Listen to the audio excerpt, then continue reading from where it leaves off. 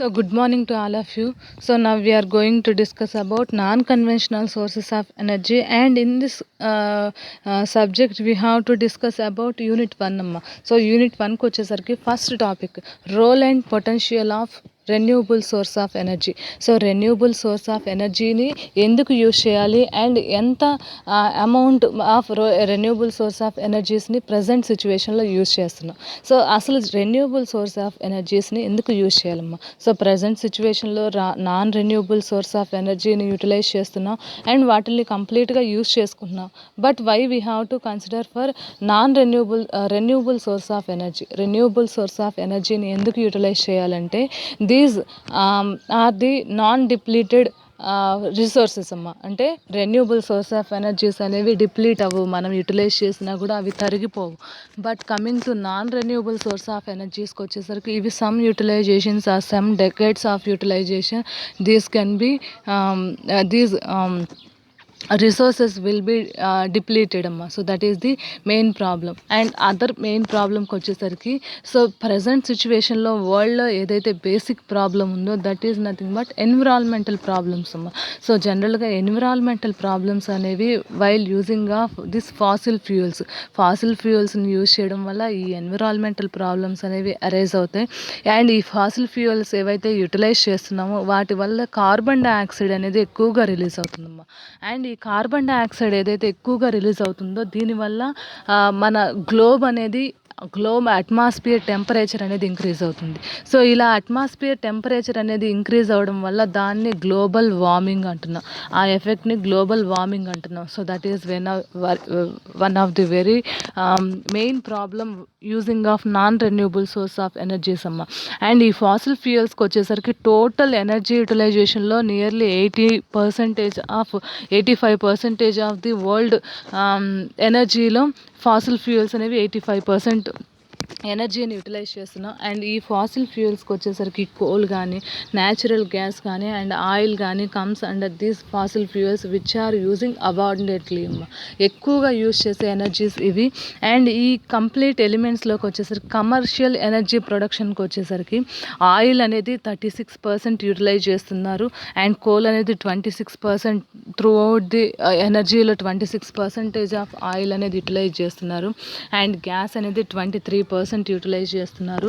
And nuclear, solar and wind and hydro ఎనర్జీకి వచ్చేసరికి 9% of the energy అనేది utilize చేస్తున్నారు. And wood, peat, charcoal and మాన్యూర్కి వచ్చేసరికి 6% ఆఫ్ త్రూ అవుట్ ది ఎనర్జీలో యూటిలైజ్ చేస్తున్నారు. And what are the basic problems of non renewable source of energies? So ఈ renewable source కాకుండా నాన్ రెన్యూబుల్ సోర్సెస్ యూజ్ చేయడం వల్ల బేసిక్ ప్రాబ్లమ్స్ ఏంటి? So ఆ ప్రాబ్లమ్స్కి వచ్చేసరికి ఎన్విరాన్మెంటల్ హజార్డ్స్ అమ్మ. Rising prices of fuels and oil spills, acid rain and effect on human health. These are non-renewable. And coal mining need huge amount of reservoirs. So these are the basic problems and వీటి గురించి బ్రీఫ్గా discuss చేద్దాం. So first one is environmental hazards. So as we already discussed about, world is facing very major problem, that is nothing but environmental pollution అమ్మ. So environmental pollution అనేది basic problem of the world అమ్మ. So దీనివల్ల ఏమవుతుంది, carbon dioxide అనేది release అవుతుంది. ఈ fossil ఫ్యూయల్స్ని burn చేయడం వల్ల కార్బన్ డైఆక్సైడ్ అనేది రిలీజ్ అవుతుంది. సో ఇలా కార్బన్ డైఆక్సైడ్ రిలీజ్ అవ్వడం వల్ల గ్లోబల్ అట్మాస్ఫియరిక్ టెంపరేచర్ అనేది ఇంక్రీజ్ అవుతుంది. ఈ ప్రాబ్లమ్నే గ్లోబల్ వార్మింగ్ అంటున్నాము. So that is one of the basic problem అమ్మ. Next rising problems. సో జనరల్గా ఈ నాన్ రెన్యూబుల్ సోర్సెస్ అనేవి ఫ్యూ కంట్రీస్లో మాత్రమే యూజ్ అవుతాయి ఆర్ డెవలప్ అవుతాయి. అండ్ వీటి కోసం హ్యూజ్ రిజర్వాయర్స్ అనేవి కావాలి, oil reservoirs and natural gas reservoirs అనేవి కావాలి. సో ఇలా రిజర్వాయర్స్ యూజ్ చేయడం వల్ల అండ్ అదర్ కంట్రీస్ నుంచి ఇంపోర్ట్ చేసుకోవడం వల్ల we have to pay more amount on that oils or gas అమ్మ. సో ఆ గ్యాస్ మీద అండ్ ఆయిల్స్ మీద ఎక్కువ బేర్ చేయాల్సి వస్తుంది, ఎక్కువ ప్రైస్ అనేది పెట్టాల్సి వస్తుంది. ఎగ్జాంపుల్కి వచ్చేసరికి ప్రజెంట్ డేస్లో oil and petrol rates are increasing అమ్మ. అంటే పెట్రోల్ అండ్ డీజిల్ రేట్స్ అనేవి daily day by day increase అనేది అవుతూనే ఉన్నాయి. So those is one of the price rising condition అమ్మ. And next one is acid rains. So జనరల్గా ఏదైతే fossil ఫ్యూయల్స్ని burn చేయడం వల్ల గ్యాసెస్ అనేవి ఎమిట్ అవుతాయో అవి వెహికల్ నుంచి కానీ ఆర్ కార్స్ నుంచి కానీ ఆర్ ఫ్యాక్టరీస్ నుంచి కానీ రిలీజ్ అవుతూ ఉంటాయమ్మా. సో అవి అట్మాస్ఫియర్లోకి రిలీజ్ అవుతాయి. సో అవి రెయిన్ వాటర్లో డిజాల్వ్ అయిపోతాయమ్మా. సో అట్మాస్ఫియర్లో రెయిన్ వాటర్లో డిజాల్వ్ అయిపోవడం వల్ల వన్స్ రెయిన్ అనేది ఫాల్ అవుతున్నప్పుడు ఆ కెమికల్స్ ఏవైతే ఉన్నాయో, కెమికల్ గ్యాసెస్ ఏవైతే ఉన్నాయో రెయిన్ వాటర్తో పాటు మనకి ఎర్త్ మీదకి రీచ్ అవుతాయి. So these are known as the acid rains అంటారు. And these are the very harmful to the human life అమ్మ. సో ఈ యాసిడ్ రెయిన్స్ అనేవి హ్యూమన్ లైఫ్కి చాలా మెయిన్ ప్రాబ్లంగా ఉంటుంది. Next impact on aquatic life by oil spill అమ్మ. So oil spill అంటే ఏంటంటే జనరల్గా మనం ఓషన్స్లో కానీ లేకపోతే సీస్లో కానీ ఆయిల్ మైనింగ్ అనేది చేస్తుంటాం అమ్మ. క్రూడ్ ఆయిల్స్ని కానీ లేకపోతే అదర్ న్యాచురల్ గ్యాసెస్ని కానీ మైనింగ్ చేస్తున్నాం. సో ఇలా మైన్ చేస్తున్నప్పుడు ఆ గ్యాసెస్ని ప్రొడ్యూస్ చేస్తున్నప్పుడు మనం తీసుకుంటున్నప్పుడు ఆ పైప్ లైన్స్ ఏవైతే ఉన్నాయో వాటిలో స్మాల్ లీకేజెస్ అనేవి అప్పుడప్పుడు జరుగుతూ ఉంటాయమ్మా. ఈ లీకేజెస్ వల్ల ఆయిల్ అనేది ఆ ఓషన్ వాటర్ పైన ఒక లేయర్ లాగా ఫామ్ అవుతుంది. అలా ఓషన్ వాటర్ మీద లేయర్గా ఫామ్ అవడం వల్ల ఏమవుతుందంటే అక్కడుండే plant at the same time aquatic animal life అనేది హామ్ అవుతుందమ్మా. అంటే రెస్పిరేటరీ ప్రాబ్లమ్స్ కానీ ఆయిల్ వల్ల ప్రాపర్ ఆక్సిజన్ అనేది అందకపోవడం వల్ల కానీ యానిమల్ అండ్ ప్లాంట్ లైఫ్ అనేది డ్యామేజ్ అవుతుందమ్మా. So that is known as aquatic oil spill అంటారు. Next effect on human health అమ్మ. సో జనరల్గా మన ఫాసిల్ ఫ్యూయల్స్ ఏవైతే ఉన్నాయో వాటిని బర్న్ చేయడం వల్ల కార్బన్ డైఆక్సైడ్ రిలీజ్ అవుతుందని తెలుసు. అండ్ ఆ కార్బన్ డైఆక్సైడ్ రిలీజ్ అవ్వడం వల్ల ఎన్విరాన్మెంటల్ హజార్డ్స్, ఎన్విరాన్మెంటల్ పొల్యూషన్ అనేది డెవలప్ అవుతుందమ్మా. అండ్ ఆ పొల్యూషన్ డెవలప్ అవడం వల్ల జనరల్గా హ్యూమన్స్ అనేవాళ్ళు హ్యూమన్ లైఫ్ అనేది రెడ్యూస్ అవుతుందమ్మా. హ్యూమన్ ఏజ్ కూడా రెడ్యూస్ అవుతుంది. సో దీనివల్ల సో ఈ ఎయిర్ పొల్యూషన్ అనేది ఆస్తమా కానీ some of the chronic diseases కానీ లేకపోతే లంగ్ క్యాన్సర్ కానీ ఫామ్ అయ్యే ఛాన్సెస్ అనేవి ఉంటాయమ్మా. ఇలా కంటిన్యూస్గా ఎయిర్ పొల్యూషన్ అనేది జరగడం వల్ల హ్యూమన్ లైఫ్ అనేది ఫైనల్గా డ్యామేజ్ అయ్యే ఛాన్స్ అనేది ఉంటుందమ్మా. And next non renewable. So these are extracted to meet the gap between the demand and supply అమ్మా. సో ప్రజెంట్ సిచ్యువేషన్లో every one have a bike or vehicle. So మన లైఫ్లో చూస్తే every one have a bike. So ఆ bike ఉంది అంటే దానికి use చేయాల్సిన ఆయిల్ ఆల్సో రిక్వైర్డ్ అమ్మా. సో ఇలా మన రిక్వైర్మెంట్ ఏదైతే ఉంటుందో దాన్ని ఫుల్ఫిల్ చేసుకోవడం కోసం we have to improve or we have to produce more amount of fossil fuels అమ్మ. ఎక్కువ అమౌంట్ ఆఫ్ ఫాసిల్ ఫ్యూయల్స్ అనేవి ప్రొడ్యూస్ చేయాల్సి వస్తుంది. ఇలానే కానీ కంటిన్యూ చేస్తే nearly at 30 to 40 years we can completely finish all these fossil fuels అమ్మ. So fossil fuels అన్నీ కూడా డిప్లీట్ అయిపోతాయి, అంటే అంతరించిపోతాయి. ఇలా మన డిమాండ్కి తగ్గ సప్లై అనేది ఇవ్వలేకపోవచ్చు. అండ్ ఫైనల్గా we can finally completely depend on the renewable source of energy అమ్మ. Next one is coal mining. So ఈ కోల్ మైనింగ్ ఏదైతే జరుగుతుందో ఆ ఏరియా ఏదైతే ఉంటుందో హ్యూజ్ ఏరియా అనేది కావాల్సి వస్తుంది. అండ్ ఆ హ్యూజ్ ఏరియా సరౌండింగ్ ఉండే హ్యూమన్ బీయింగ్ ఏవైతే ఉన్నారో వాళ్ళ లైఫ్ అనేది చాలా ఎఫెక్ట్ అవుతుందమ్మా. ఎందుకంటే కోల్ మైన్ చేస్తున్నప్పుడు మోర్ సౌండ్స్ అనేవి రిలీజ్ అవుతాయి. And some of the ash particles or coal particles will be released to the atmosphere అమ్మ. అట్మాస్ఫియర్కి కోల్ పార్టికల్స్ అనేవి రిలీజ్ అవుతాయి. అండ్ ఈ రిలీజ్ అయినవి అట్మాస్ఫియర్లో ఉన్న ఎయిర్లో మింగిల్ అయిపోతాయి. And once human being nearer to that coal mining area, ఆ మైనింగ్ ఏరియాకి నియరర్గా ఎవరైతే హ్యూమన్ బీయింగ్ ఉంటారో వాళ్ళు more respiratory problems and lung cancer problems వచ్చే ఛాన్సెస్ అనేవి చాలా ఎక్కువగా ఉన్నాయమ్మా. నెక్స్ట్ ప్రాబ్లంకి వచ్చేసరికి need huge amount of reservoirs. So మన ఎగ్జాంపుల్కి వచ్చేసరికి ఫర్ ఎగ్జాంపుల్ కోల్ ఇండస్ట్రీలో ఆర్ కోర్ పవర్ ప్లాంట్కి వచ్చేసరికి ఎక్కువ అమౌంట్ ఆఫ్ ఎనర్జీని ప్రొడ్యూస్ చేయాలంటే ఎక్కువ అమౌంట్ ఆఫ్ కోల్ని యూటిలైజ్ చేయాలి. అండ్ ఎక్కువ అమౌంట్ ఆఫ్ కోల్ని యూటిలైజ్ చేయాలంటే we have to use more reservoirs are storage elements అమ్మ.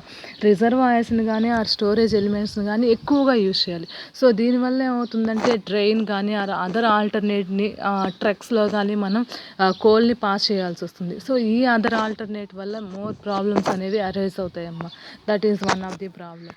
And coming to fossil fuel emissions అనేవి ఇయర్ టు ఇయర్ ఎలా ఉన్నాయి అనేది we have one graph is there. And ఇక్కడ చూస్తే 0 to 18 అనేవి fossil fuel emissions. And X యాక్సిస్కి వచ్చేసరికి 1850 to 2100 దాకా ఇయర్ వైజ్గా ఎమిషన్స్ అనేవి ఎలా ఉన్నాయో చూద్దాం. అండ్ ఇక్కడ మనకి 3 లైన్స్ అనేవి ఉన్నాయి. అండ్ 3 లైన్స్కి వచ్చేసరికి black line is historic emissions, అంటే ప్రీవియస్ ఫాస్ట్ ఫ్యూ డెకేడ్స్ నుంచి ఎలా అయితే ఎమిషన్స్ జరుగుతున్నాయో వాటిని హిస్టారిక్ ఎమిషన్స్ అంటారు. అండ్ బ్రౌన్ కలర్ ఏదైతే ఉందో ప్రొజెక్టెడ్ ఎమిషన్స్ అమ్మ, అంటే ఇది ఇలానే కంటిన్యూ అయితే ఫ్యూచర్లో ఎమిషన్స్ అనేవి ఎలా జరుగుతాయి. And green line is stable at 450 ppm. So ఈ ఎమిషన్స్ని ప్రజెంట్ ఫామ్ అయిన ఎమిషన్స్ని కానీ మనం కంట్రోల్ చేయగలిగితే వాట్ ఈస్ ది కండిషన్ అనేది చూస్తున్నాం. ఇక్కడ బ్లాక్ లైన్ చూస్తే 1850 to ఎట్ ప్రజెంట్ కండిషన్ దాకా మనకి increasing that emissions. So emissions అనేవి ఇంక్రీజ్ అవుతూ ఉంటాయి.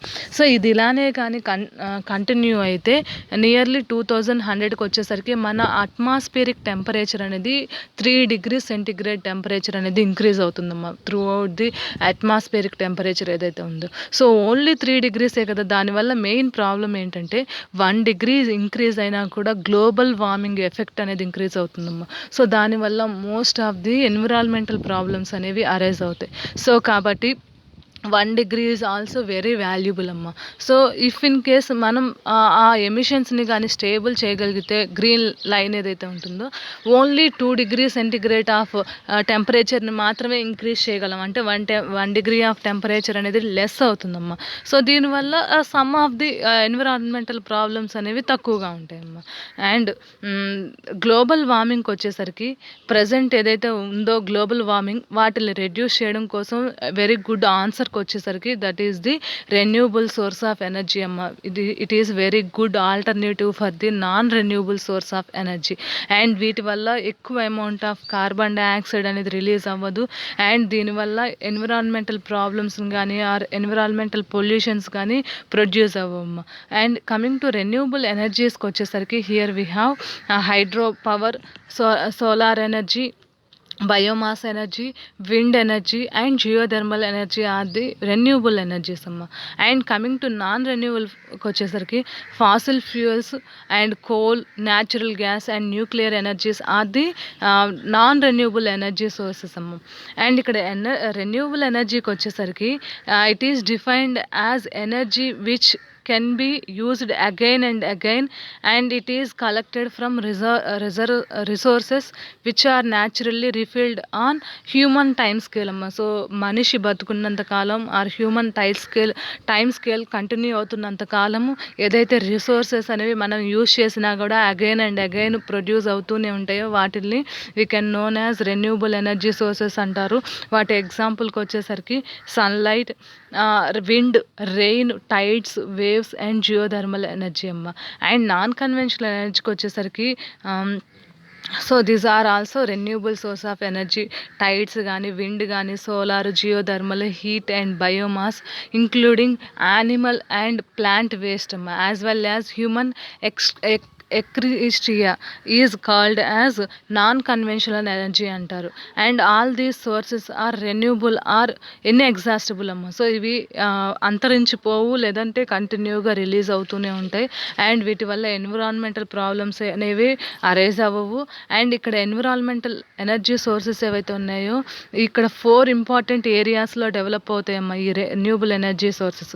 వాటికి వచ్చేసరికి electricity generation, air and water heating కానీ ఆర్ కూలింగ్ పర్పస్కి కానీ అండ్ ట్రాన్స్పోర్టేషన్కి అండ్ రూరల్ ఎనర్జీ సర్వీసెస్ కోసం we can use this renewable energy sources అమ్మ. అండ్ ఇక్కడ potential of renewable energy sources అనేవి ఫర్ ది ఫాస్ట్ ఇయర్స్ నుంచి ప్రజెంట్ కండిషన్ దాకా ఎలా ఇంప్రూవ్ అవుతున్నాయి, యూటిలైజేషన్ అనేది ఎలా ఇంప్రూవ్ అవుతుంది అండ్ డెవలప్మెంట్ అనేది ఎలా ఇంప్రూవ్ అవుతుంది చూస్తే, first one is renewable energy global indicators అమ్మ. సో రెన్యూబుల్ ఎనర్జీస్ ఇవి 2008 to 2014 దాకా డెవలప్మెంట్ని కానీ కన్సిడర్ చేసుకుంటే టోటల్ రెన్యూబుల్ ఎనర్జీ అనేది 100 and 140 అనేది 2008లో ఉంటే 100 and 712 అనేది 2014లో ఉంది. అండ్ హైడ్రో పవర్కి వచ్చేసరికి 885 అనేది 2008లో ఉంటే 1055 అనేది 2014లో ఉంది. అంటే ఇంప్రూవ్మెంట్ అనేది జరుగుతుందమ్మా. అండ్ విండ్ పవర్ కెపాసిటీకి వచ్చేసరికి 121 వాట్స్ అనేవి 2008లో ఉంటే 370 వాట్స్ అనేవి 2014లో ఉన్నాయమ్మా. అండ్ సోలార్ ఫోటోవోల్టాయిక్ కెపాసిటీకి వచ్చేసరికి 16 అనేది 2008లో ఉంటే 177 అనేది 2014లో ఉంది. అండ్ సోలార్ హాట్ వాటర్ కెపాసిటీకి వచ్చేసరికి 130 వాట్స్ అనేవి 2008లో ఉంటే 406 వాట్స్ అనేవి 2014లో ఉంది. అండ్ ఇథనాల్ ప్రొడక్షన్ అంటే బయోమాస్ ప్రొడక్షన్కి వచ్చేసరికి 67 వాట్స్ అనేవి 2008లో ఉంటే 94 వాట్స్ అనేవి 2014లో ఉంది. అండ్ బయోడీజిల్ ప్రొడక్షన్స్కి వచ్చేసరికి 12 వాట్స్ అనేవి 2008లో ఉంటే 29.7 వాట్స్ అనేది ఆర్ 10⁻⁹ లీటర్స్ అనేవి 2008లో ఉంటే 29.7 10⁻⁹ లీటర్స్ అనేవి 2014లో ఉందమ్మా. సో ఇది 21st century global status report అనేది ఈ ఎలిమెంట్ని ఈ రిపోర్ట్ని ప్రొడ్యూస్ చేసింది. Next one is renewable power అనేది ఇయర్ టు ఇయర్ ఎలా ఇంక్రీజ్ అవుతుందో చూస్తే, ఈ రెన్యూబుల్ పవర్ అనేది హైడ్రో పవర్ని కానీ కన్సిడర్ చేసుకోకుండా రిమైనింగ్ పవర్స్ చూస్తే that graph is drastically increasing from 2005 to 2011 అమ్మ. సో 2005 నుంచి 2011 దాకా ఇంక్రీజ్ అవుతూ వస్తుంది. అండ్ కమింగ్ టు విండ్ ఎనర్జీకి వచ్చేసరికి 2004 నుంచి 2011 దాకా ఇంక్రీజ్ అవుతూ వస్తుంది. అండ్ బయోమాస్ వచ్చేసరికి this will not that effect that much అమ్మ. సో ఇది పెద్ద ఇంప్రూవ్మెంట్ అనేది లేదు ఇయర్ టు ఇయర్.